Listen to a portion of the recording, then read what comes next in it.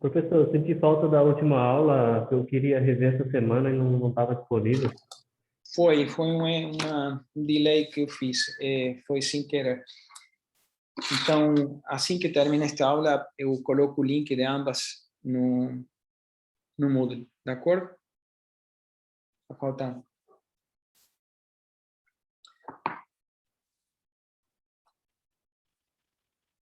Nós tínhamos discutido, assim, fazendo, já aproveitando então esse slide que nós temos das últimas.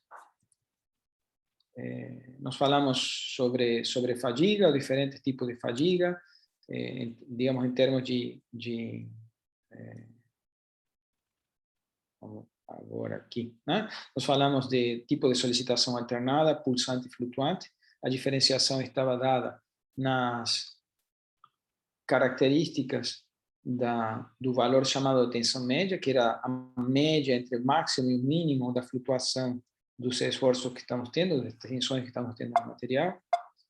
E a partir dali, começamos a falar sobre a forma de registrar o ensaio. Estamos trabalhando com um corpo de prova. E o tipo de registro podia ser feito em termos de deformação-vida ou tensão-vida. O mais clássico que nós encontramos são aqueles registros de tipo tensão-vida e visitamos diferentes alternativas de teste. Flexão rotativa, aqui observamos um equipamento, o equipamento de fadiga axial, onde trabalhamos ao longo da sessão toda, fazendo um ciclo de tensão, e os denominados de fadiga por torção, onde o corpinho de prova cilíndrico era ciclicamente submetido a um momento torsor, provocando tensões cizaliantes ao longo da seção transversal. Então, o tipo de registro que se fazia era o valor máximo de tensão encontrado no corpo de prova, registrado em contraponto ao número de ciclos que esse corpo de prova suporta devido a essa solicitação. À medida que aumentava a amplitude, diminuía o número de ciclos esperados de vida. Então, temos uma dispersão, o ensaio é lento e custoso, e para gerar cada um desses pontinhos que nós tínhamos na curva, significava que tinha que ter um corpo de prova ciclando lá, até um número aqui 10 nas 5 ciclos, com este valor de tensão alternada sendo incorporada nesse corpo de prova.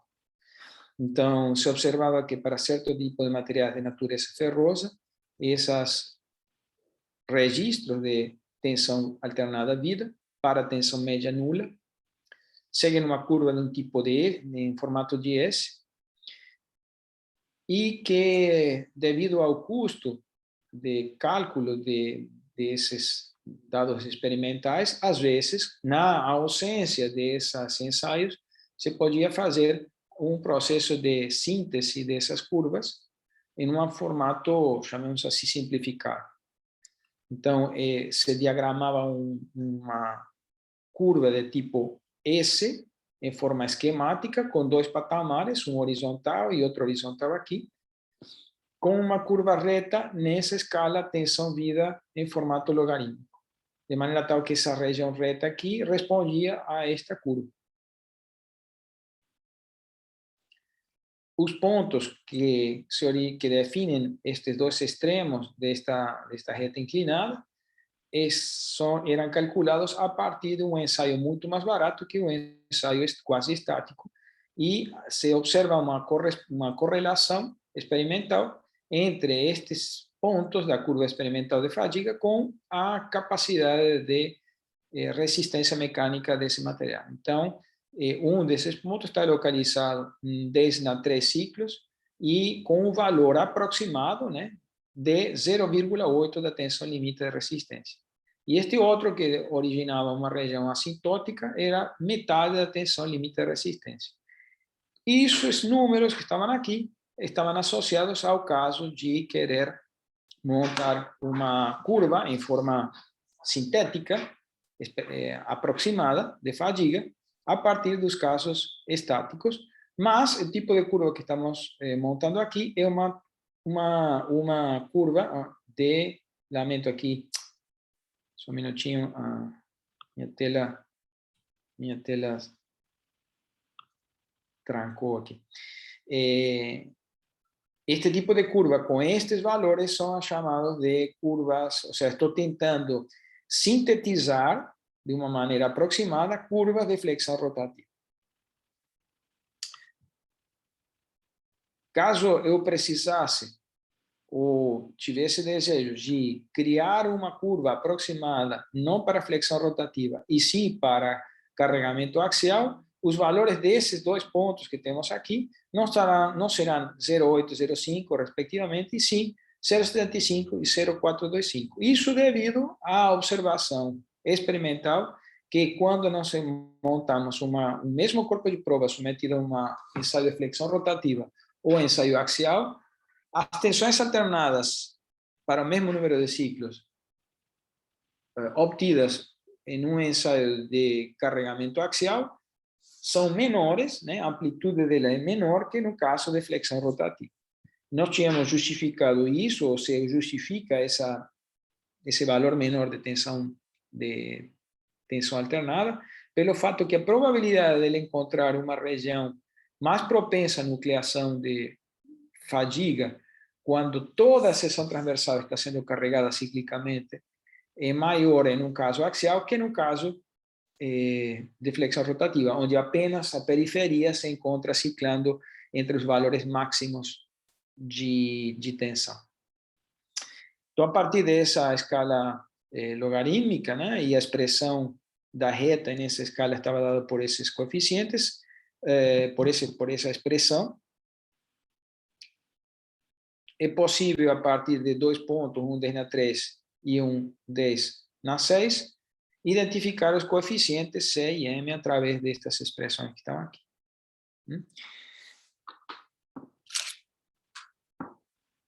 Só um segundinho, por favor.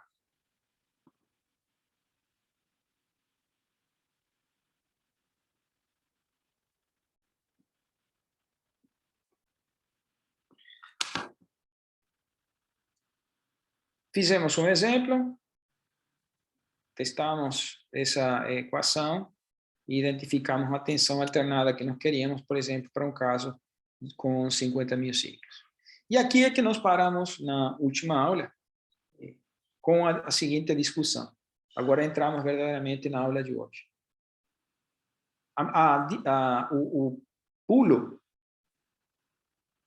o objeto de observação que nós teremos a partir de agora é migrar de resistência dos materiais, diferentes tipos de materiais à fadiga, que estariam caracterizados por um corpo de prova, para o caso agora de uma peça, de um componente. E o que se observa é quando lançamos esses diagramas tensão-vida para um corpo de prova, a tendência é que nós tenhamos curvas, claro, sempre decaindo quando aumenta, quando diminui a tensão alternada, tenho mais vida para poder oferecer. Mas quando estamos trabalhando com um corpo de prova, essa curva sempre se encontra superior ao que realmente observamos em uma peça feita do mesmo material. Então, o que faz que a situação de corpo de prova seja mais benigna, chamemos assim, que a situação das peças? E temos vários fatores que influenciam sobre essa perda, chamemos assim, de resistência, quando esse mesmo material se encontra em outra condição de utilização. O que se observa é que, enquanto em um caso de um corpo de prova, nós nos encontramos com uma situação de uma peça, em definitiva, o corpo de prova não é nada mais do que uma peça, mas é um corpo de prova que está controlado em termos de tamanho, controlado em termos de tipo de carga que estamos incorporando, controlado fundamentalmente no acabamento superficial. Eles são submetidos a um processo de polimento para eliminar, na medida do possível, irregularidades na superfície que sejam nucleadores de fadiga. Temos também uma normalização em relação ao seu tamanho, à sua seção transversal. E tudo isso faz que quando nós transportemos esse material para uma condição de uma peça, que normalmente se encontra em condições menos controladas que o corpo de prova, se verifique essa queda em relação à vida esperada. Então, como podemos adequar a informação que vem de um corpo de prova para condições de uso na peça? Essa é a questão. Como se opera na vida, digamos, na vida de projeto com essa migração de informação? O principal ponto é fazer uma modificação do estado, da tensão, chamada tensão limite de fadiga, e para quem não se lembra, vou botar para trás, vamos chamar de tensão limite de fadiga justamente, no caso de materiais ferrosos, a este patamar, está aqui, esta é a tensão limite de fadiga. Entendemos essa tensão alternada como o valor de tensão embaixo da qual nós podemos ciclar à vontade que não vai haver ruptura por fadiga. Isto é, não se completa o fenômeno de nucleação, que se observa experimentalmente. Então, quando migramos de um corpo de prova para uma situação de operação desse material em uso de uma peça, o que se observa é que esta região permanece mais ou menos constante. Entretanto, há uma queda desta curva toda, porque o que se trabalha é que o valor de tensão limite em fadiga esperado é inferior àquele que nós tínhamos na situação de corpo de prova. Então, como reduzir este valor? Como estimamos o valor agora reduzido por uma série de fatores, como acabamos de ver, acabamento superficial, tamanho, etc. Esse é o ponto. Então, avanço aqui. Novamente, o ponto onde nós encontrávamos. Isso aqui é um exemplo. Aqui temos, né? Então, essa forma de reduzir o valor novo para o corpo de prova, que vamos chamar assim uma F', em relação desculpa, vou repetir porque eu acho que cometi um erro ao falar. Como nós recalculamos o valor de tensão limite de fadiga agora da peça, em função daquele que nós dispunhamos para o corpo de prova. E tudo isso é feito através de um conjunto de fatores que nós temos aqui, que são fatores de redução. São todos fatores menores do que 1. Temos um conjunto arbitrário de elementos, de fenômenos que podem fazer essa redução, dentro dos quais nós olharemos com mais carinho aquele associado ao acabamento superficial, o tamanho da seção transversal. A concentração de tensão, nós olharemos isso de uma maneira alternativa, que não vai ser através de um fator de redução. O que significa um coeficiente que muda o tipo de carga? Vamos a olhar isto. Isso estava explicado, com licença, eu tenho que voltar para trás, isso fica um pouquinho fora. Veja o que acontece quando trocamos de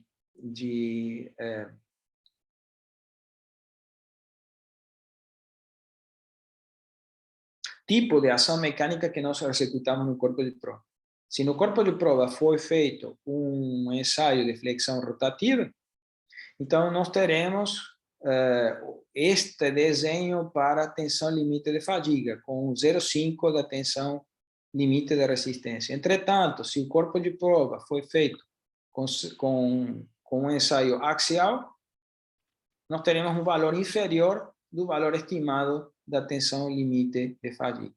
Então, dependendo de como foi feita a curva e como vai ser a utilização do material, agora, com licença, pequena pausa, vou passar para frente. Nós teremos uma dependência no tipo de carga que está sendo executado na peça em relação àquilo que foi executado no corpo de prova. Quando falamos de acabamento superficial, que agora vamos fazer algumas observações, o tipo de acabamento que é colocado no corpo de prova é normalmente polido. Significa, basicamente, o melhor que nós podemos fazer do ponto de vista macroscópico em relação a uma peça, um componente. As situações normais de operação de peça estaremos em condições inferiores de qualidade a esta situação extrema. Retificado, uma primeira, digamos, qualidade, perda de qualidade em relação ao polido, passamos para o cinado, desbastado, simplesmente laminado, e as piores das condições que podemos encontrar eventualmente é uma situação puramente forjada. Então, teremos grandes variações ali de qualidade de acabamento superficial. Por que isso é importante? Na medida que temos um polimento na superfície, a oscilação geométrica nessa região, rugosidades, vão provocar, em maior ou menor medida, concentrações de tensões no fundo dos entalhes das rugosidades. Então, embora macroscopicamente nós enxerguemos um certo valor médio de tensão, no fundo do entalhe de uma rugosidade nós teremos uma pequena concentração de tensões sendo aplicada. E esses são justamente os pontos onde se espera haja uma possibilidade de nucleação de fadiga. Obviamente, então, o valor lá no fundo do entalhe vai ser levemente superior àquilo que nós estamos calculando como tensão nominal. Então, na medida que vai piorando o acabamento superficial, vai piorando o valor, digamos, vai diminuindo o valor desse coeficiente que vamos chamar de K1. Então, esse indivíduo teremos um valor unitário para o caso que seja igual ao corpo de prova, então não há redução nenhuma, até valores bastante inferiores a isso na medida que vamos diminuindo a propriedade de acabamento. A situação se agrava à medida que o material que estamos utilizando aumenta aqui a sua tensão e limite de resistência, então ele se torna, entre aspas, mais suscetível a essa perda de propriedade. Quanto ele mais, digamos, tem menor tensão e limite de resistência, é mais suscetível também a plastificações locais e, portanto, é menos provocado por essa perda de expectativa de vida em função desse acabamento superficial. Aqui temos alguns, digamos, outros diagramas que você se encontra em literatura para diferentes tipos de acabamento, mas como vocês observam, a situação para o caso de polido é também convencionada em ser unitária, isto é, a mesma situação do corpo de prova. Aqui outro exemplo, e é todos com o mesmo tipo de raciocínio. Outro elemento que aparece com frequência como redutor da expectativa de vida, tamanho da peça em questão. Então, nós temos uma situação aqui onde observamos uma espécie de dimensão equivalente, aqui colocada como D, se referindo a um diâmetro, mas teremos muitas situações onde a peça, o componente, não é um cilindro, não é um eixo, né? Então, muitas vezes se chama de diâmetro equivalente a uma medida representativa desse componente. No caso de um eixo, obviamente, é o próprio diâmetro. Mas, em outras situações, como, por exemplo, uma chapa, se pode, uma métrica possível é saber qual seria o diâmetro do eixo que cabe, que passa pela seção resistente que estamos considerando nessa peça, nesse componente. Né? Qual é chamemos assim, qual é a base teórica que suporta essa observação de uma queda na vida esperada quando o tamanho em relação a aumento com respeito ao que é a situação do corpo de prova, que está na ordem de 10 milímetros em diâmetro, observo que para o 10 milímetros de diâmetro nós estamos aqui com um fator de redução nulo, ou seja, o fator K passa a ser unitário. E à medida que vamos aumentando o diâmetro do eixo, ele vai a uma queda expressiva. Por que se supõe isso? Pois, à medida que estamos tomando uma flexão, por exemplo, pensemos na situação de flexão rotativa. Nós sabemos que o estado de tensões passa por um valor máximo no extremo do diâmetro e caminha para um valor nulo no centro. Então, a região, né, a quantidade de material em relação à seção transversal que está sendo solicitada a tensões extremas é bem pequena, que corresponde a uma faixinha localizada perto da periferia do meu corpo de prova. Mas à medida que o eixo aumenta, esse diagrama que nós estamos tomando atinge uma faixa de material maior. Se a faixa de material com tensões máximas, né, alternantes, é maior, a probabilidade, novamente, de encontrarmos alguma fragilidade na microestrutura que seja originária de uma nucleação de fadiga é maior. Então, experimentalmente, se percebe esse aumento de probabilidades porque há uma redução efetiva na vida esperada nesses componentes à medida que eles aumentam de tamanho.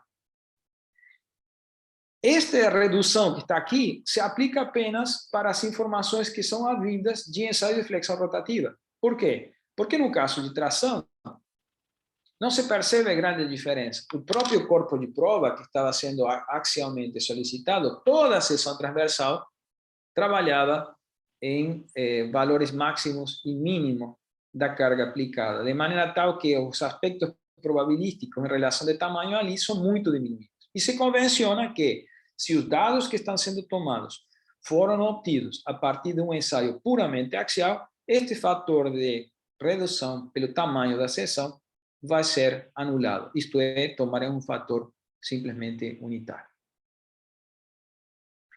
Comentários? Alguém gostaria de fazer alguma pergunta? Questionamento? Rodrigo, Lucas? Arthur? Tudo certo. Tranquilo, professor. Ok. Quem não estava na aula passada foi o Rodrigo ou o Lucas?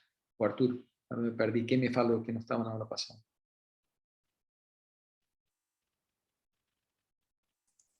Eu acho que eu não estava, porque eu tive uma prova, mesmo horário. Tá.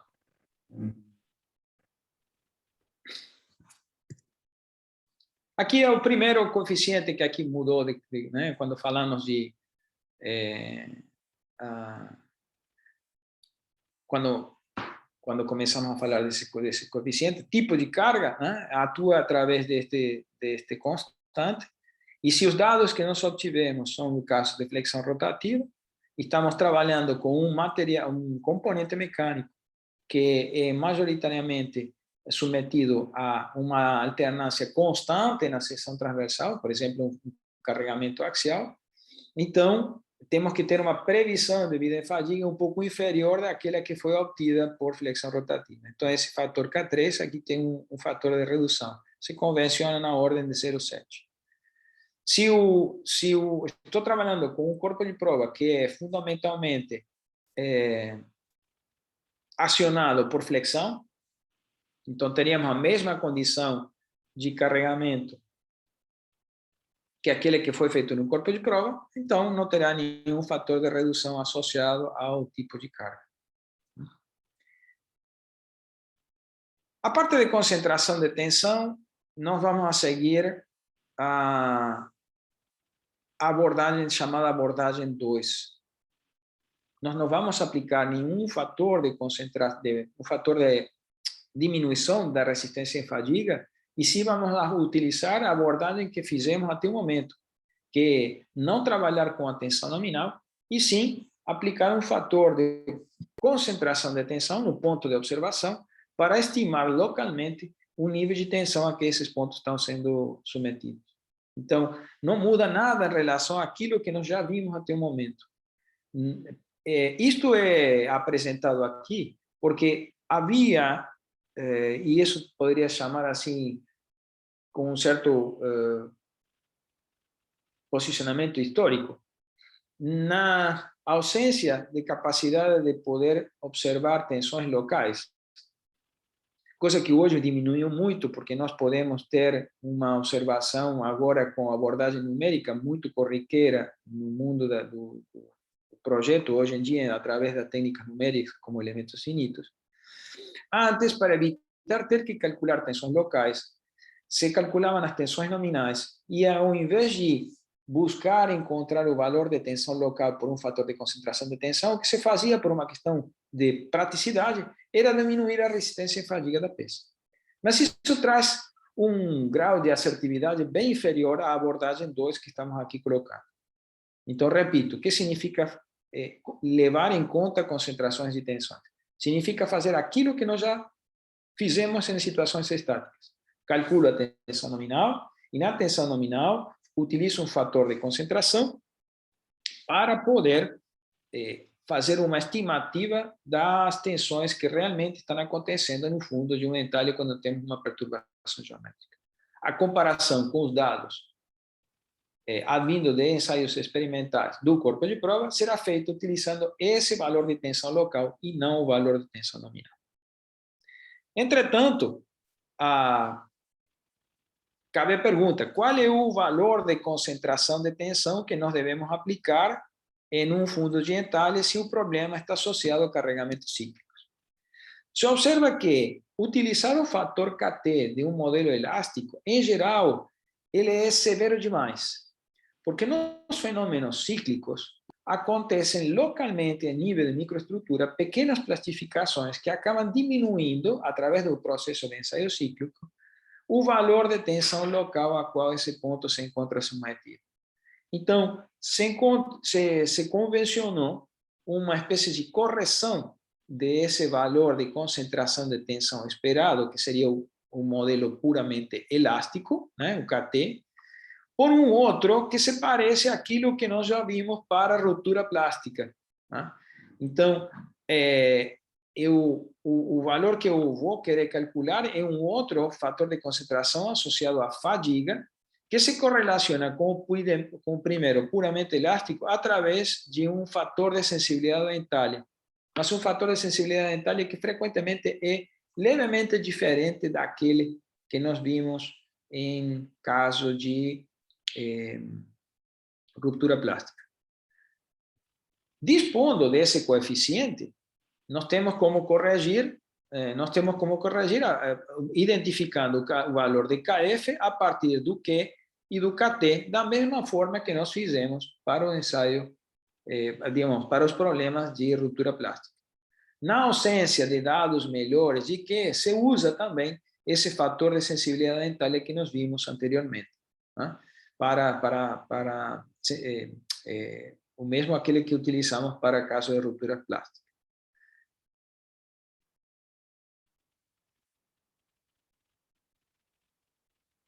Ok, passemos então o caso aqui, um pequeno exemplo.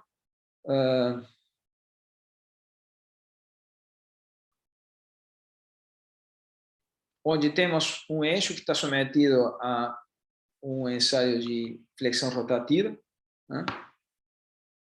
Com um diâmetro de 80 milímetros, diâmetro inferior aqui de 55 milímetros, um raio de concordância de 2 milímetros aqui. Temos um aço 1045, tensão limite de resistência 724 e tensão limite de escoamento 634 em megapascal. O que se pede é o seguinte: qual é o valor de tensão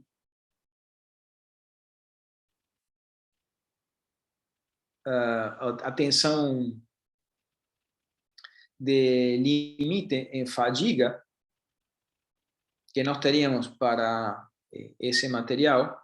Qual é a tensão limite em fadiga? Quando digo limite de fadiga, aquele sigma F, ou seja, qual é o valor de tensão alternada que nós podemos aplicar para que não haja nucleação de fadiga nesse tipo de material. Qual é a tensão alternada em fadiga para que não haja nucleação na peça, né? E se estamos trabalhando com um momento aplicado neste componente, de maneira tal que o valor de tensão nominal que nós estamos encontrando em um ponto aqui seja de 65 megapascal, ou seja, estamos aplicando algum tipo de flexão dessa natureza. Okay? E, pelo visto, o valor de tensão nominal que nós encontramos aqui é de 65 megapascal. Claro que aqui teremos fator de concentração, então o valor esperado aqui no fundo dentário vai ser distinto. E a pergunta, então, é para estes dados de material utilizado, em que situação nos encontramos quando estamos ativando o componente com este valor de tensão? Esse é o tipo de estudo que está sendo proposto. Temos vida em fadiga menos de 1 milhão de ciclos? Temos mais? Essa é a pergunta. Está claro qual é a consigna aqui neste exercício?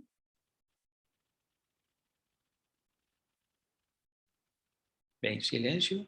Imagino que seja um sim. Professor, Diga.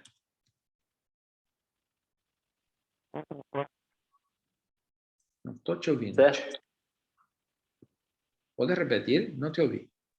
Não, tudo bem, professor. Ah, tá. Ok. Então vamos nessa.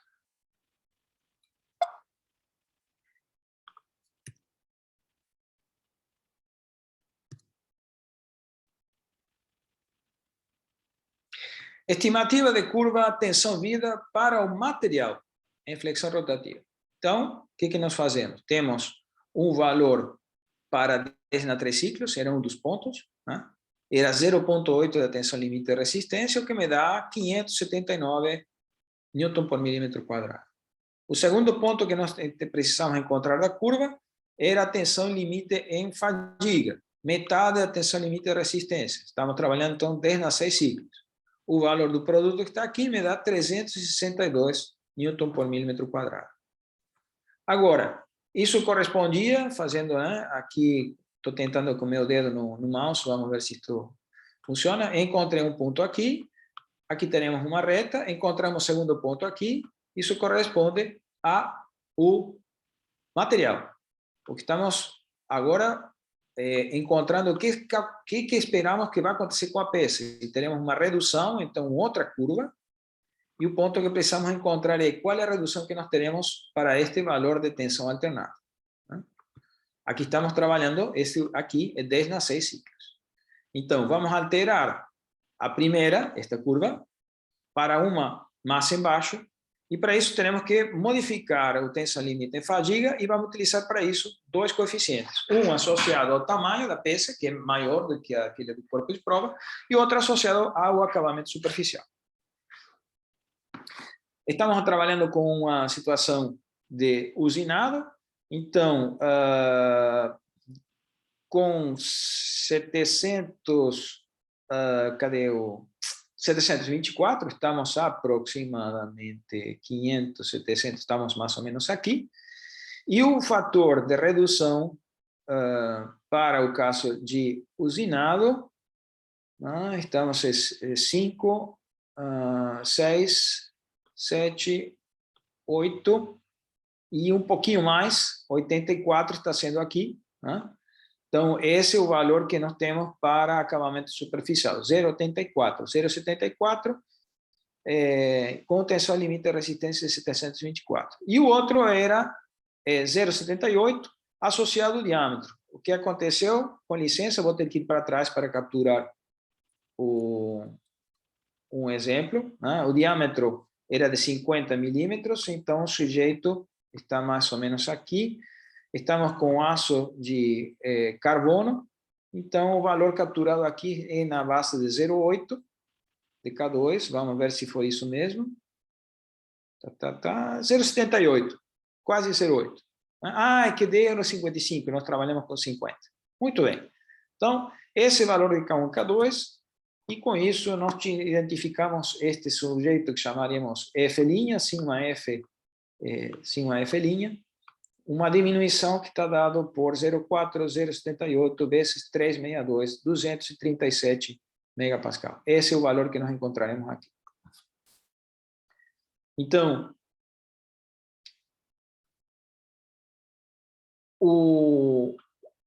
como é um fator de sensibilidade do entalhe, aí foi feita o cálculo, aqui está omitido, mas nós teríamos que, a partir deste lamento, mas a partir deste raio, deste diâmetro D e o diâmetro D maiúscula,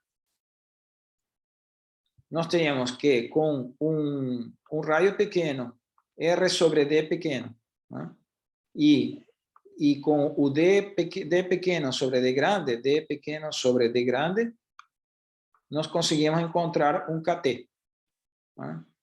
E com o KT e o fator de sensibilidade da entalhe, nós conseguimos encontrar um fator de concentração de tensão apropriado para cálculo de fadiga. E nesse caso, nós Aqui arbitramos o valor de 2,15, de maneira tal que a tensão nominal, que era o valor de 65 megapascal devido à flexão, multiplicamos ali no fundo, no raio de arredondamento, por esse fator de amplificação de 215, gerando 140 megapascal em um ponto ali no raio de arredondamento. O valor esperado de tensão alternante. Então, aí vem o resultado, digamos, a expectativa final. Se nós temos um valor do material de 237 como tensão máxima, que eu posso aplicar alternada para ter segurança de vida infinita, isso não era do material, já era da peça, ou seja, do material nas condições de operação da peça, e o que nós estamos tendo no fundo de entalhe é um valor inferior, 140, o quociente entre os dois me dá um número maior do que 1, que é intitulado de uma espécie de quociente de segurança, ou coeficiente de segurança, em relação da minha situação em relação àquela máxima que nós podemos operar. Então, aqui temos um valor de 1,7 e é aproximadamente aquilo que me fornece essa estimativa. Então, com isso, completamos a informação solicitada neste exemplo. Me acompanharam no processo de cálculo?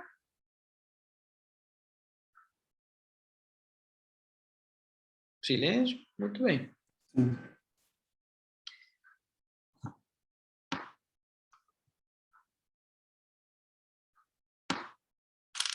Teríamos aqui a possibilidade de caminhar para um outro exercício. Eu vou fazer assim, um outro exercício, mas para o qual eu vou precisar que vocês puxem a calculadora, porque para esse exercício eu jurava que tinha as minhas contas executadas, mas eu acabei não trazendo. Então, nós vamos ter que fazê-las agora em tempo real.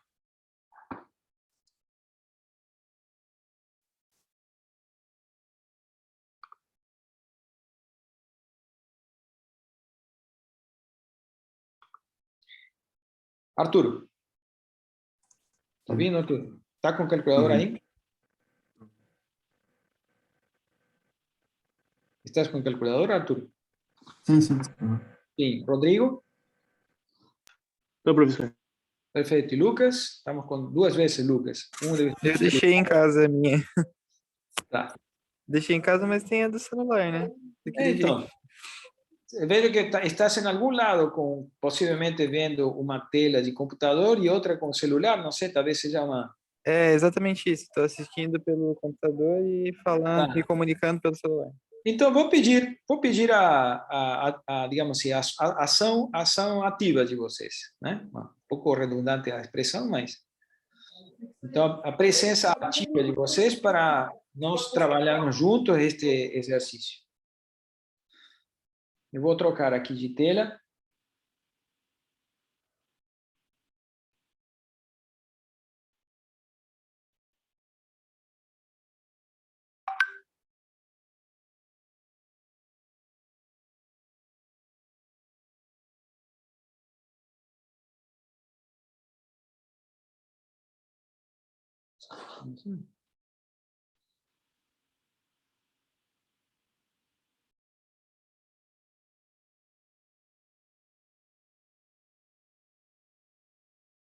Devo aparecer com outra instância aqui.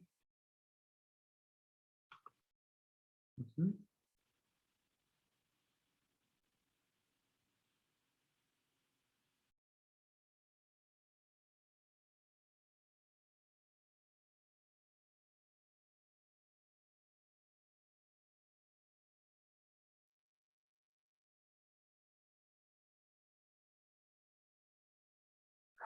Estão vendo? Está acessível a visualização? Sim. Sim. Ok, joia. Então, temos aqui o caso de um eixinho que está rodando e devido também a uma situação de um carregamento transversal, nós temos um valor de momento fletor que está sendo aplicado. O que não temos clareza é quanto que eu consigo aplicar aqui para ter garantia que essa peça dure pelo menos 50.000 ciclos. Pelo menos 50.000 ciclos. Tá? Então, essa seria a pergunta. Qual é o momento máximo fletor que consigo colocar nessa peça para ter certeza que esse indivíduo caminha com esse número de ciclos de vida? Está claro a pergunta? O material que estamos utilizando tem uma tensão limite de escoamento de 495 megapascal, tensão limite de resistência 650, e o acabamento que nós vamos ter ali é usinado. Então, vamos dar curso a esse procedimento. A primeira coisa que nós vamos fazer é estimar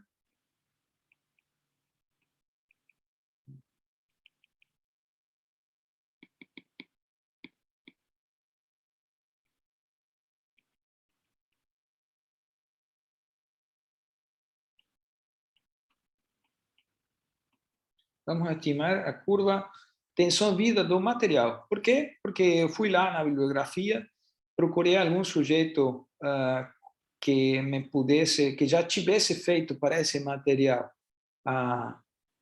o estudo com corpos de prova da curva tensão-vida desse indivíduo e não apareceu. Então, o que eu faço? Vou lá e vou tentar montar uma curva estimada a partir da informação da tensão limite de resistência. Então, tenho um valor a ser identificado aqui, um outro valor aqui, este para 10 na 3 ciclos, este outro para 10 na 6, e aqui nós teremos uma reta que responde à equação que é de sigma n igual a C por N a M.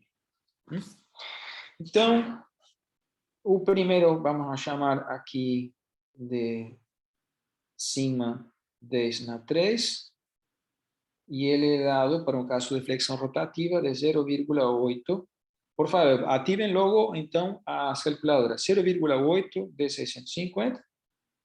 E a que vamos chamar sigma de fadiga é 0,5 vezes 650. Também vou puxar a calculadora, mas vão fazendo... 520 o primeiro. O primeiro quanto? 520. Não te escuto, Arthur. Pode mais? 520. 520, obrigado. E o segundo, 325.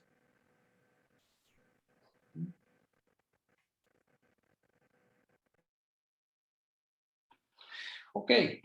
Agora, admitimos que temos um diâmetro aqui de 24 e temos características de usinado, e com esses dois indivíduos nós precisaremos identificar um novo valor de sigma F, que vamos chamar linha, que é igual a um K1 associado ao acabamento superficial, um K2 que está associado ao tamanho, multiplicado pelo sigma F que acabamos de calcular. Eu vou entrar aqui na curva.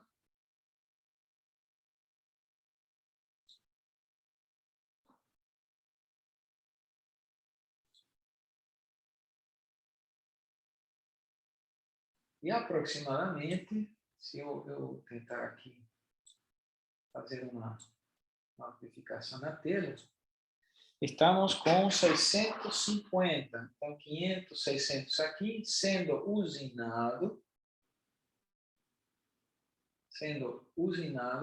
isso que colocamos, né? O fator K1 com... Então, vamos chamar assim, K1 entramos na curva com o fato de ter 650 megapascal, mais o fato de ser usinado. Esse sujeito me entrega um valor de aproximadamente 5, 6, 7, 8, 8,5. 0,85. E o outro está associado a um diâmetro, que o valor que vamos utilizar aqui é o diâmetro menor da seção crítica, porque, claro, talvez aqui me apressei porque parecia óbvio, né? qual é o ponto mais solicitado neste fenômeno, onde nós acreditamos que poderá haver um processo de nucleamento de vídeo em fadiga. Estes dois pontos que se encontram aqui, né? Esse diâmetro, não é o ponto, né? Toda a periferia é nesse lugar de fundo dental de um alojamento para um anel de vedação. Então, o diâmetro nominal ali na ordem de 24 milímetros. Então, observem aqui, não sei se vocês conseguem enxergar na tela, qual foi o gráfico que utilizamos para capturar o valor de K1. Tá? E agora faremos a mesma coisa para o tratamento com diâmetro, que eu vou tomar, vou ficar bem grande aqui, para que seja visível. Então, tomamos este caso, imagine que vocês estão com um pouquinho de boa vontade enxergando, mas está disponível no PowerPoint ou PDF dessa mesma slide no Moodle. E entraríamos aqui com um valor de aproximadamente 20, quanto colocamos ali? 24 milímetros. Então, com 24 milímetros, e pensamos que um aço carbono, vou especificar, estaremos na ordem ali de um pouco acima de 0,9, continuando a reta, né? Então, um pouquinho acima de 0,9, isso dá, vamos a fazer uma estimativa de 0,94 ou 0,95, para ser. Então, teremos K2 com aqui vamos colocar os argumentos com que entramos na curva, é o fator de 24 milímetros, mais aço carbono, e isto dá aproximadamente 0,95. Então, aqui vamos colocar aço carbono. Com estes dois coeficientes, teremos 0,85 vezes 0,95, e aí o valor de sigma F, que era 325, resultando, vocês me dizem? 262,4375. Não, peraí, teve um 0,62 produto destes dois, é isso? Ah, tá. Não, fiz geral, fiz todo, né? Deu 262. 262, vírgula. 4375. Então, vou já colocar 44 aqui. Ok. Newton por milímetro ao quadrado. Ok? Ok? Isso significa que agora teremos... Vamos a capturar isto.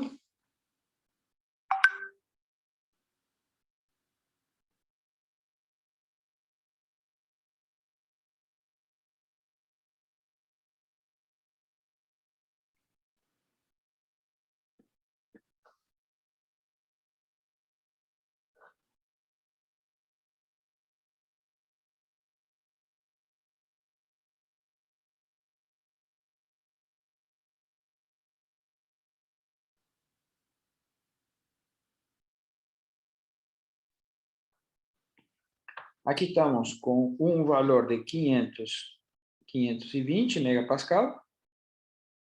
Tá? E aqui nós estamos com 262,44, que é o valor de sigma F igual. Tá? Então, esta situação, aqui temos, pelo menos nessa peça, né? Aqui a expectativa de vida de 10 a 3 ciclos, se nós ciclamos como valor alternado disso. E se queremos aumentar a vida em fadiga, perdão, queremos aumentar a ciclagem, teremos que diminuir a tensão alternada. Este é o patamar de diminuição para 10 na 6.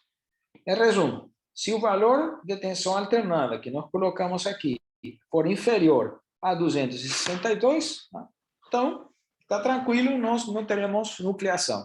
Mas a pergunta estava colocada da seguinte maneira: eu quero saber quanto que consigo colocar de momento, de maneira tal que a minha expectativa de vida aqui esteja em 10 nas 5 ciclos. Então, quanto é isto? Que tensão alternada eu posso aplicar nesse lugar? Que valor de tensão nós podemos ter ali? Então,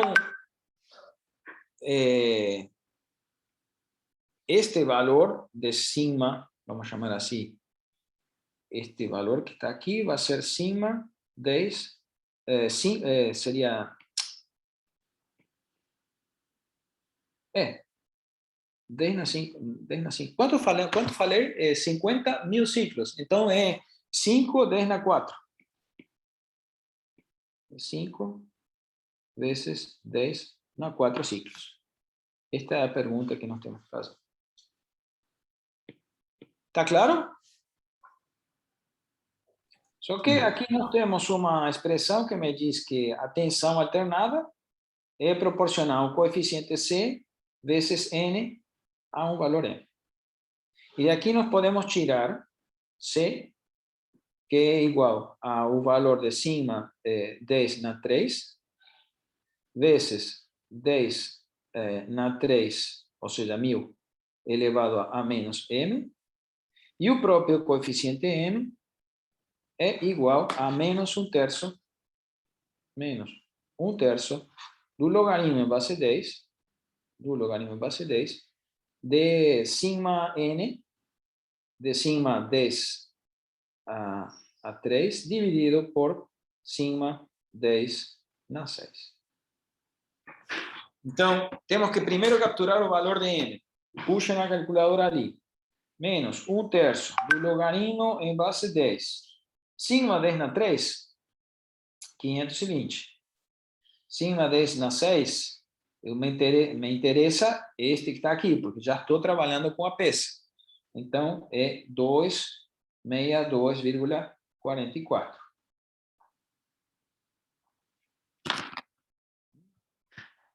Então, tem que puxar aqui, fazer 520 dividido. Opa, aqui eu tenho grandes chances de fazer errado, então, por favor, me ajudem. 520 dividido 262,44 igual logaritmo em base 10 e dividido 3 igual, trocando de sinal, me dá menos 0,09899. Deu o valor para vocês? Para mim deu igual. Deu igual. Igual? Maravilha.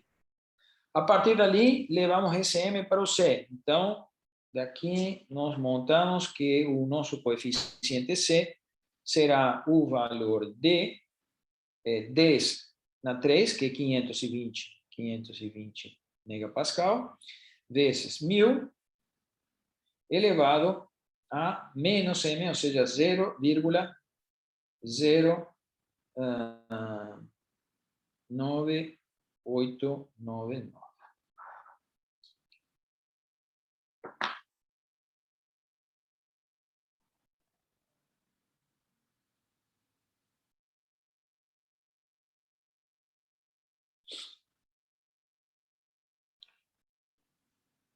Ok, vamos ver aqui se funciona. Vamos lá. Então, teremos 1000.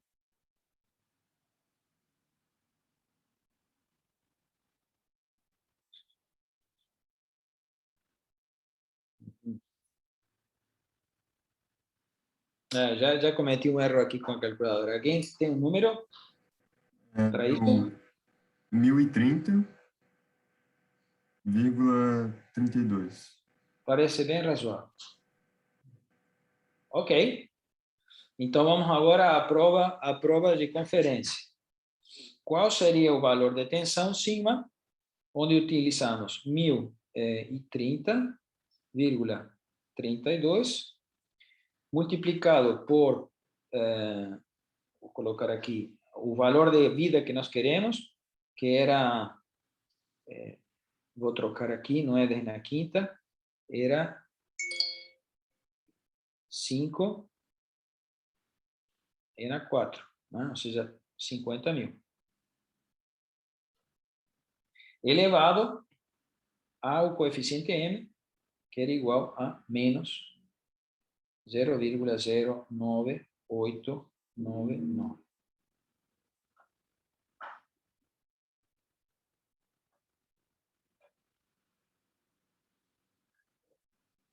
Você vai ter que me ajudar ali. Professor, só uma dúvida. Da onde que surgiu aquele 1000 elevado a menos m? É o n, né? Mas por que que é 1000? Eu não sei se eu Esta entendi. expressão, Isso. estas duas, isso Não, foi. mas ali é a primeira mesmo ali. Por que que é 1000 elevado a menos m? Aonde que vem o 1000? É que justamente, vamos colocar assim, da própria expressão, veja, eu tenho que a essa reta é igual a sigma igual a c n elevado a m. Então, se eu quero capturar c, o que eu faço? Pego sigma e divido por n a m, ou seja, sigma dividido n a m. Ou mesma coisa que sigma vezes n a menos m, de acordo? Sim. Então, Aham. a única correlação é que o sigma que estou calculando aqui está associado ao n que vou chamar assim, de sigma n. Este n está vinculado com este n. Então, o que eu posso usar pode ser o n de 10 na 3 Ah, tá. ou 10 na Entendi. 6. Tá, Não entendi, interessa qual entendi. um. Aqui eu usei 10 na 3. Né? Uhum. Então, você, digamos assim, está correlacionado a tensão de 10 na 3 com 10 na 3 aqui no n. Tá. Ah, agora Tá entendi. bom? Aham. Perfeito. Alguém faz essa continha ali para mim? 353,03. Isto? 037. Estamos com problemas. Por quê? Porque o número está inferior a 10 na 3. Aliás, não, desculpe. Viajei eu aqui, viajei. Este é o valor em megapascal. Megapascal. Então, observam que estava dando um número bastante consistente, porque está acima do valor de 262 e embaixo de 220. Então, o número que aparentemente está nos enxergando aqui é 353,03 megapascal. De acordo? Conclusão, você depois pode revisar a ver se há algum erro na conta, mas por enquanto está consistente. Então, conclusão. Atenção. Alternado. Em fundo dentário,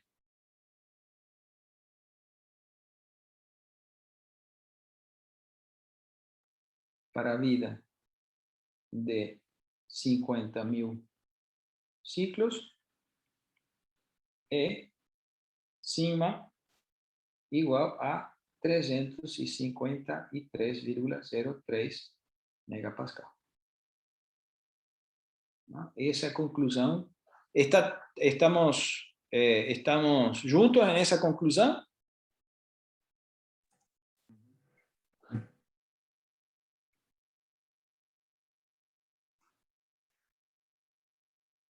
Sim ou não? Sim. Alguma dúvida? Vamos aproveitar a viagem aqui. Sendo, ninguém reclama.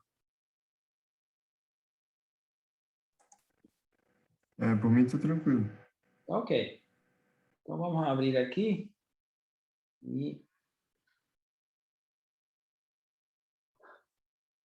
vou colocar aqui a conclusão e também vou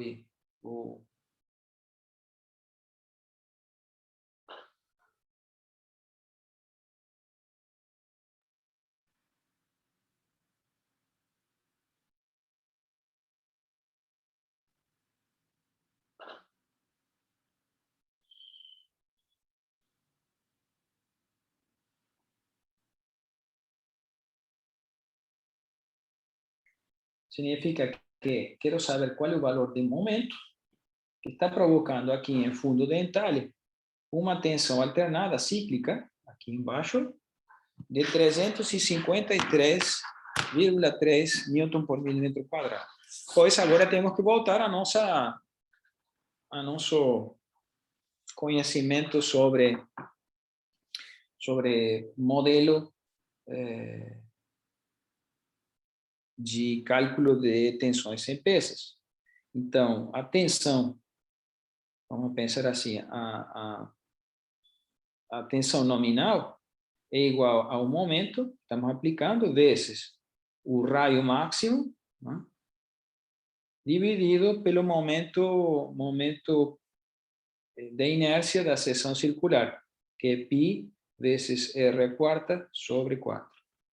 Então, aqui cancelando esse r com r, fica r a q, e o resultado me vai dar 4m sobre π r ao cubo. De maneira tal que agora vamos a fazer o seguinte: esse é o valor de tensão nominal e a tensão em fundo dental, vamos chamar de tensão local, vai ser igual a tensão nominal multiplicado por um coeficiente de concentração.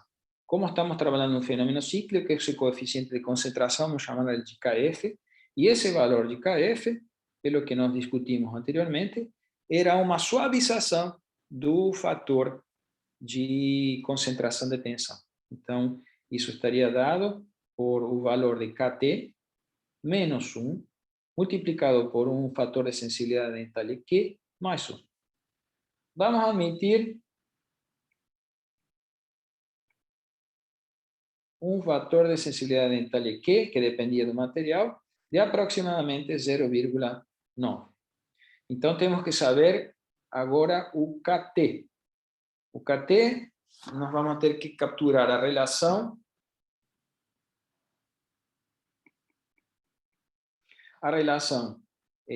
de raio de fundo dental, R sobre D, que neste caso é 3 milímetros sobre 24, por favor, podem fazer a conta para mim, e a relação D pequeno sobre D grande, para nós podermos caminhar nas nossas curvas. Aqui, com licença, eu vou ter que correr atrás de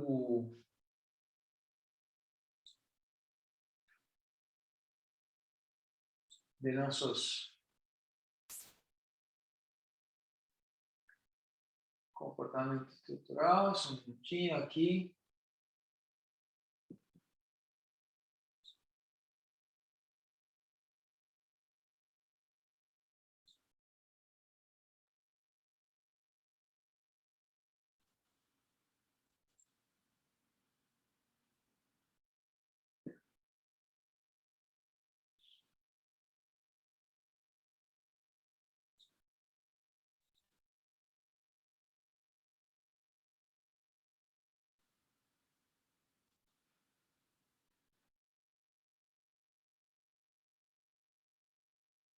A ver se acha nossas curvinhas.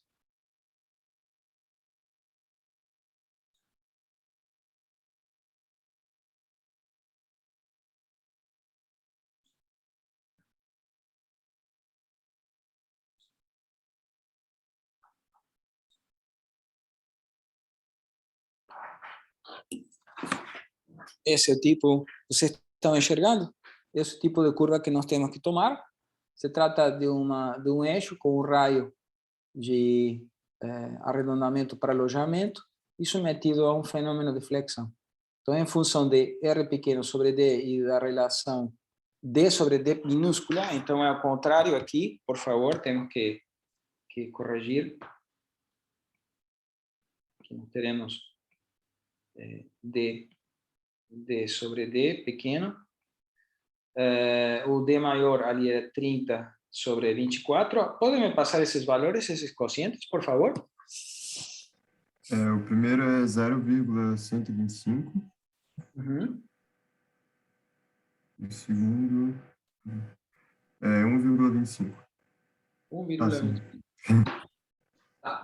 Então, me permita, né, fazer a identificação aqui na curva, que você já conhece, caminhando aqui com 1,25, 1,30, vamos tomar aqui. Aproximadamente tenho 1,75. Tá? Mais ou menos, aqui em nosso fator KT, está na ordem de 1,75. Então, jogando este número aqui dentro, teremos na nossa conta 1,75 menos 1 dá 0,75 vezes 0,9 e aí adicionamos mais 1. Podem fazer a conta para mim?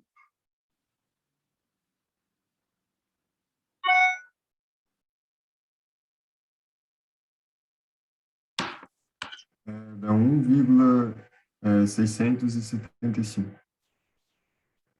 Ok. Ótimo. Isso significa que nossa tensão local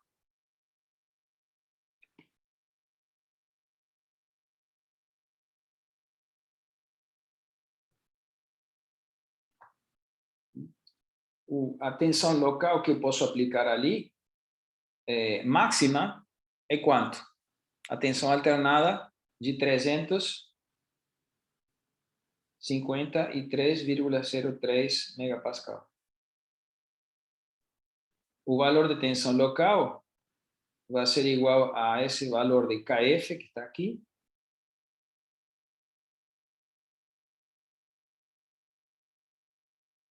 vezes a tensão sigma zero, que é igual a 4m sobre pi r ao cubo, de maneira tal que o momento máximo que nós podemos aplicar vai ser o valor de sigma L dividido o KF vezes pi r ao cubo dividido 4. Errei na dedução? Espero que não. Então, M, vamos colocar aqui logo, 353,03 vezes pi vezes r ao cubo, nesse caso 24 ao cubo, dividido o valor de KF, 1,675 dividido 4.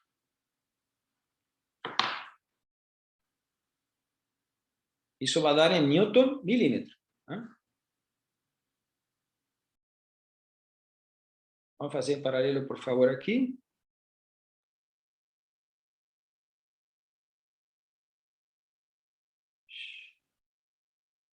(353,03 vezes pi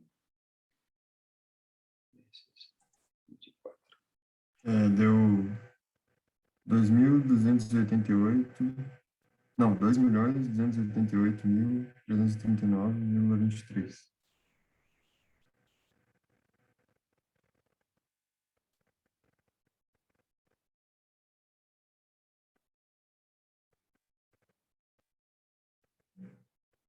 Pode repetir o número? Para mim deu 2, eu não sei se estava alguma coisa errada, mas 2.288.339,24. Então, está dando aproximadamente 2.288,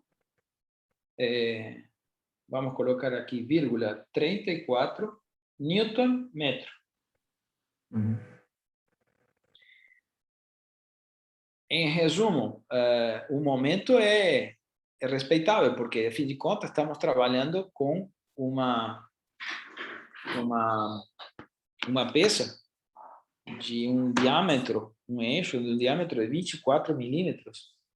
Né? Então, como fundo de entalhe, o que não é nada desprezível em termos de um material com esse nível de resistência. Concluindo, pelo visto, está feio aqui escrito, vou escrever de novo. 2288. Né? Então, temos que o valor de momento, M, máximo, para uma expectativa de vida de 50 mil ciclos, está na ordem de 2288,34 Newton metro. Esse é o final da minha conta. O que deveríamos fazer se nós somos minimamente conscientes, aliás, em qualquer conta de engenharia? Não vou fazer agora, mas deveríamos revisar essas contas, todas, porque podemos ter cometido algum errinho, fizemos isto aqui em tempo real, não fizemos nenhum errinho de raciocínio, não que eu tenha observado aqui, mas podemos ter errado em alguma continha da calculadora. Acho difícil pelo fato de que também fizemos juntos. Que horas são? 11h26. Alguma dúvida? Professor, só ali o Qzinho, né, que foi admitido 0,9. Esse foi dado do problema ou foi admitido? Eu inventei agora. Eu teria que, de fato, associar esse de quem depende esse quê? Depende do material. Uhum. Tá, entendi. Então, de fato, aqui nós deveríamos ter vindo de especificações de material, e quando especificamos ele, nós teríamos que identificar qual é a tensão limite de resistência, eventualmente a tensão limite de escoamento, verificaremos, não usamos no momento qual tipo de material, digamos, liga, né? Que nós usamos a liga, a identificação de ser aço carbono não, nos permitiu saber qual é o coeficiente de tamanho, né? O que chamamos de K2, e o que para o cálculo o fator de concentração de tensão para a fadiga. Então, essas características dependem do material.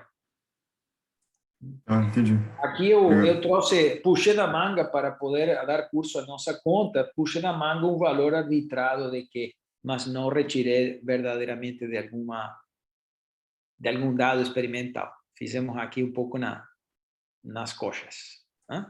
Mas nós arbitramos esse valor, digamos assim. De acordo? Tá, obrigado.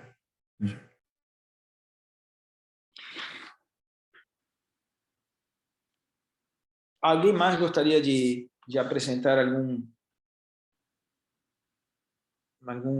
comentário? Que outras coisas nós poderíamos verificar a partir desse tipo de questionamento? Deixa eu ver se abrimos aqui.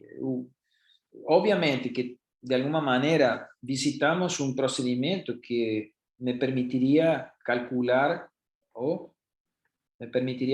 qualquer valor de expectativa de vida, qual era o valor de momento que nós podemos aplicar nessa peça. Muitas vezes, em termos de projeto, eu tenho um requerimento de momento a ser aplicado. Ou seja, muitas vezes, em uma situação de projeto, eu sei o que eu preciso, né? E dado um determinado dimensionamento, tenho que verificar se a situação de vida está adequada. Então, em várias situações, poderemos ter uma condição de cálculo apenas invertida, onde eu sei o valor de momento e, portanto, o valor de tensão alternada que eu disponho, e verificar se esse sujeito satisfaz um número de ciclos de vida necessário. A situação, nesse caso, até é mais simples de calcular, porque dispondo de M e de C, e tendo a tensão a ser aplicada, invirto e calculo o número de ciclos de vida através dessa equação. Então, é bem simples. O procedimento é simplesmente visualizar do outro ponto de vista. Claro? Espero que sim. Bem, e o que acontece se, além desse momento, nós colocamos também uma carga axial aqui, constante? P. O que muda? O que muda?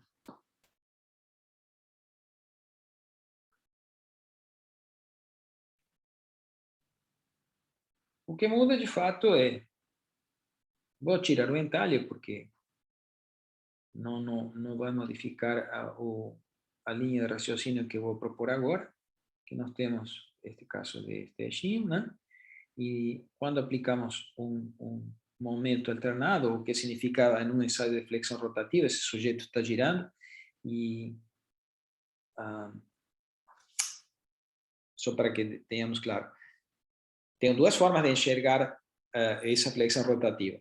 Se eu fico sentado em cima do eixo, eu enxergo que o que está acontecendo é que este momento ora é desta forma, ora é desta outra direção.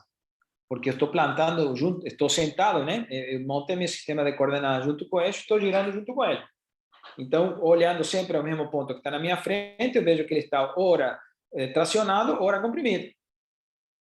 Se coloco um sistema de coordenadas fixo e vendo o eixo girar, o momento aplicado é o mesmo.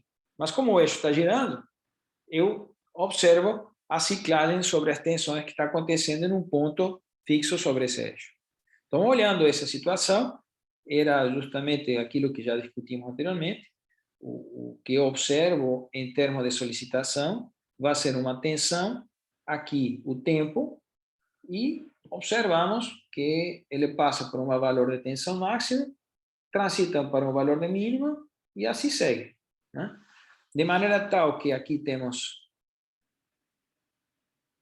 valores de amplitude equivalente para o máximo e mínimo em termos de valor absoluto, mas quando fazemos a tensão média, que é igual a sigma máximo menos sigma mínimo, só que sigma mínimo tem esse valor negativo, dividido 2, perdão, mais, né? O resultado aqui é zero. E a tensão alternada é o máximo menos mínimo dividido 2, e aqui vai dar o próprio sigma máximo. Né? Então, essa situação devido a uma flexão rotativa. Mas, no momento que nós aplicamos uma carga P constante, basicamente o que estamos fazendo é adicionar a essa curva que temos em azul um valor que poderia ser dado como valor, chamemos assim, nominal, sigma, aqui emitindo um eixo X nesta direção, um sigma X que é igual ao valor de P sobre área, constante ao longo do tempo. Isso significa que eu desloco a curva, ou para efeitos do meu desenho, vai ser mais fácil colocar a curva mais embaixo. Então, nós teremos essa nova situação. Aqui teremos o tempo, e o valor que nós teremos também aqui vai estar deslocado desta quantia, que chamaríamos sigma igual a P sobre A. Ou, vou colocar diretamente, o valor de P sobre A. Automaticamente, o valor de tensão alternada e o valor de tensão média vão se modificar. Perdão, desculpe, né? O valor de tensão alternada permanece o mesmo, mas o valor de tensão média já não é mais igual a zero. Temos esta modificação. Isso tem impacto, sim, em fadiga. O que se observa é que, à medida que vai aumentando o valor de tensão alternada, a tensão esperada em termos de vida vai diminuir. Em outras palavras, vamos aqui colocar um tópico, que o tópico que estamos nos adentrando, e chama-se efeitos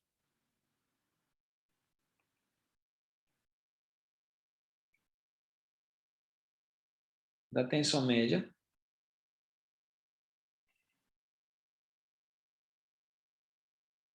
no cálculo de fadiga.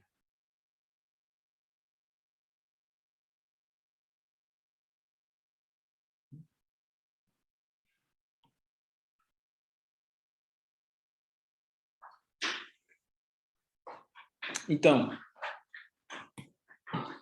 o que se observa é que quando nós temos um diagrama, experimentalmente, né? Não sei que se observa o tipo de comportamento que eu vou tentar apresentar aqui. Quando nós temos um diagrama tensão-vida, vou colocar aqui tensão alternada, né? Tensão alternada vida. Esse diagrama que nós desenhamos, que eu vou inclusive colocá-lo não necessariamente com esse diagrama, imaginamos que obtivemos esse valor por ensaios experimentais, então temos um tipo de curva dessa natureza, ele foi obtido via flexão rotativa.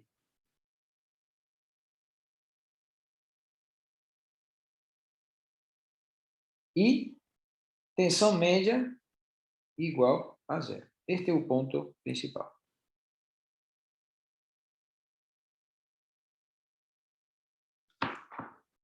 O que se observa é que à medida que aumentamos o valor de tensão média, por exemplo, como um exemplo que colocamos em cima, por uma carga axial, a tensão alternada que podemos ter para o mesmo número de ciclos de vida diminui.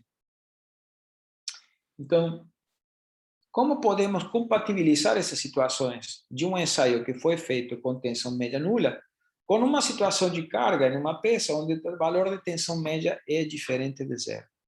Então, chamemos assim, isto aqui é sigma m, vamos colocar aqui, isto aqui é o valor com sigma m igual a zero, e à medida que vai aumentando o valor de tensão média, essa curva cai.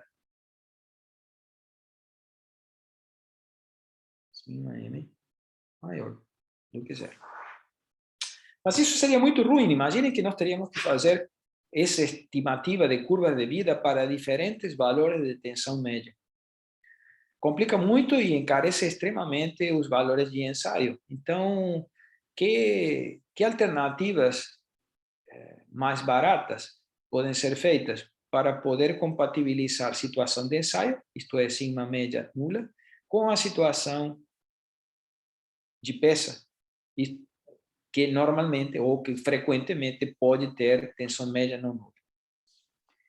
Então, a visualização dessa situação é a seguinte: colocar aqui um eixo,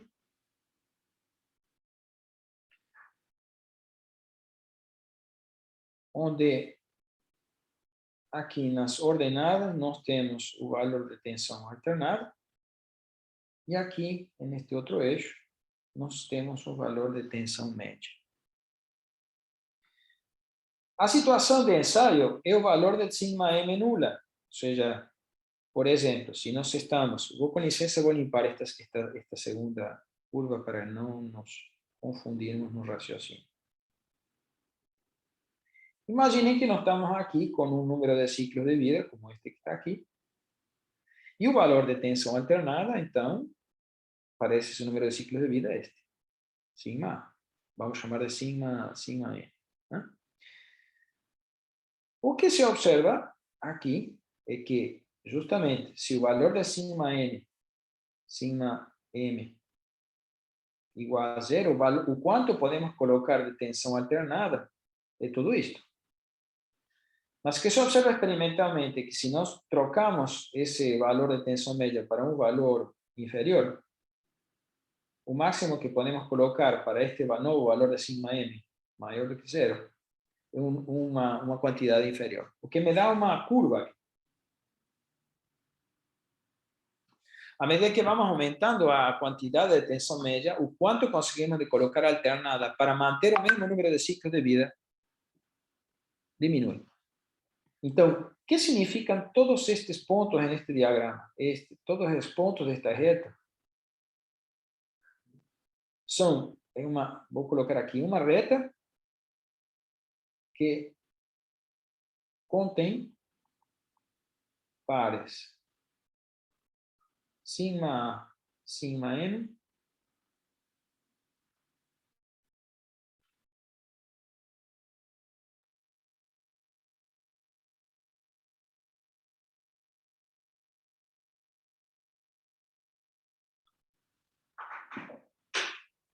com o mesmo número de ciclos, mesmo número de expectativa de ciclos de vida.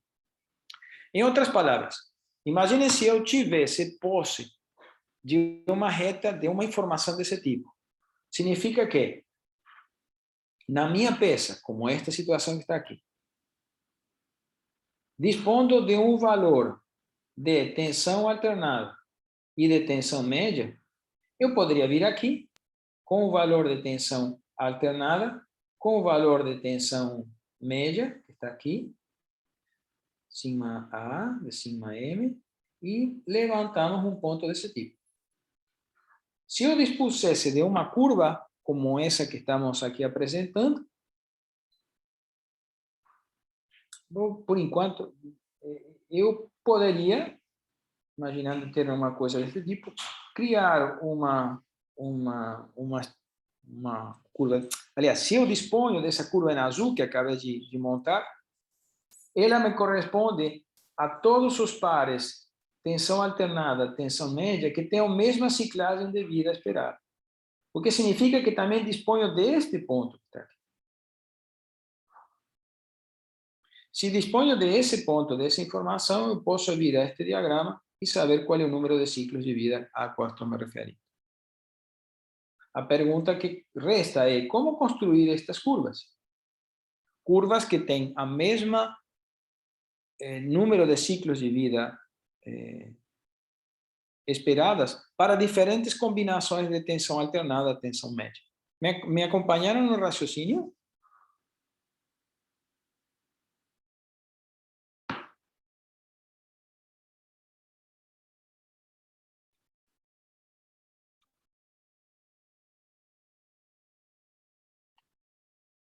Rodrigo, estamos aí? Sim, professor. Quase não escutei. Lucas, deu para acompanhar qual era o raciocínio que estamos dizendo? Oi, professor. Sim. Ok. Então, ali que se abre a alternativa para diferentes expressões que se chamam de curvas ou de modelos de influência da tensão média na expectativa de vida de ciclo, de expectativa de vida desses materiais. Vou repetir o conceito. À medida que aumentamos o valor de tensão média, a quantidade de tensão alternada que consigo colocar para ter o mesmo número de ciclos de vida vai diminuir. A pergunta é como diminui. Isto é, qual é a expressão desta rede? Esse é o tópico que eu vou comentar agora.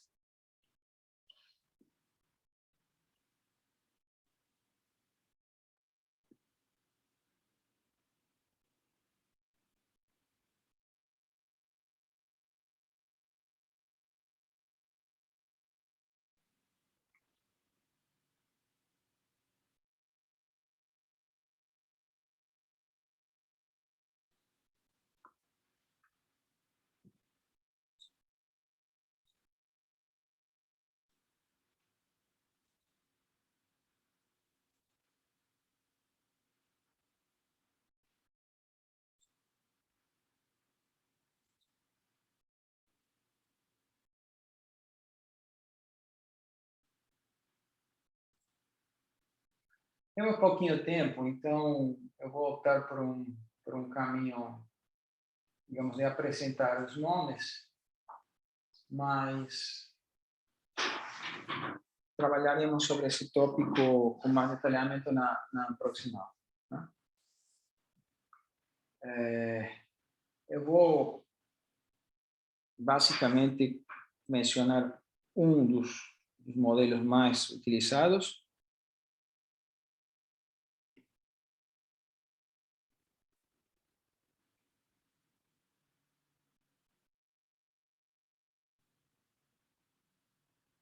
Chama-se modelo de Goodman modificado, é um dos mais usados para este tipo de representação.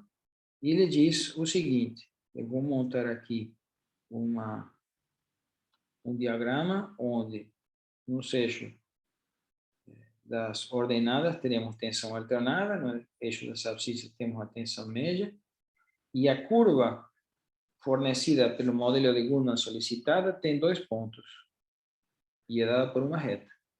Um ponto para o valor de tensão média nula, que é o valor de tensão alternada, vamos chamar ele de sigma N, capturado pelo próprio ensaio de fadiga do material, que foi feito com tensão média nula. E outro ponto está dado aqui, num outro lugar de falha, que é a própria tensão limite de resistência. O que parece bastante razoável. Na medida que nós vamos diminuindo a tensão alternada, podemos aplicar mais tensão média, mas até onde? Até atingir que a soma de ambas é a própria tensão limite de resistência. Qualquer outra combinação de tensão alternada, tensão média, sigma M e sigma A, vai fornecer a mesma quantidade de ciclos de vida esperada para esse componente. N constante.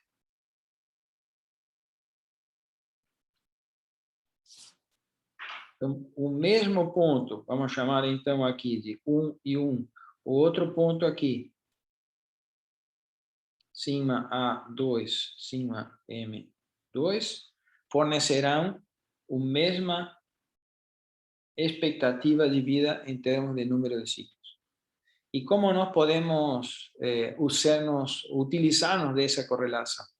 Que estes 2 indivíduos compartilham o mesmo representante de tensão média nula.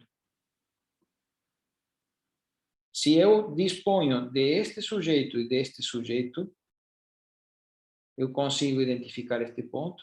Com a disponibilidade deste, nós traçamos uma linha e com essa linha identificamos o valor de tensão alternada com tensão média nula. E este indivíduo é que viaja para a minha curva de vida em fadiga. Então, se nós temos uma curva deste tipo, então ele entra aqui e a partir dali identificamos qual é o valor de ciclos de vida que nós teremos com esse material. Conclusão, só última frase. Imaginem que nós temos uma peça, dimensionamos ela e vamos fazer um processo de verificação. Começamos a calcular e chegamos que num ponto crítico, nós teremos uma oscilação de tensões, cujo valor médio é isto, cujo valor alternado é isso que está aqui. Isso me fornece um ponto aqui. Com este outro traçamos uma reta. E aqui descobrimos, neste lugar, a tensão alternada, livre de tensão média, que seria representante da situação real que nós estamos vivenciando aqui. Com esse valor de tensão alternada, livre de tensão média, eu consigo correlacionar com o que foi feito no ensaio, que o ensaio mecânico, o ensaio do corpo de prova, não tinha tensão média. Então, com este valor de tensão alternada, eu consigo saber qual é o valor de número de ciclos de vida que nós teremos nessa peça. Esse é o tipo de procedimento que nós vamos a utilizar na próxima aula. De acordo? Ok.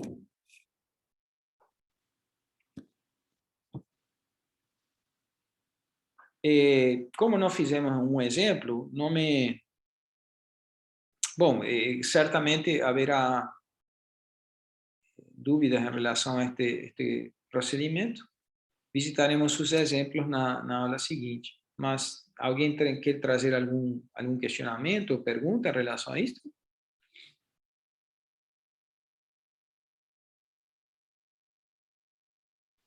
Então, fecho a aula aqui e nos encontramos na próxima quinta-feira. Estas duas vídeos eu vou linkar no Moodle para que vocês tenham disponibilidade. De acordo? Sim. Certo, professor. Então tá. Então, Bom dia até a para próxima. vocês. Até mais. Acho que Igualmente, até mais.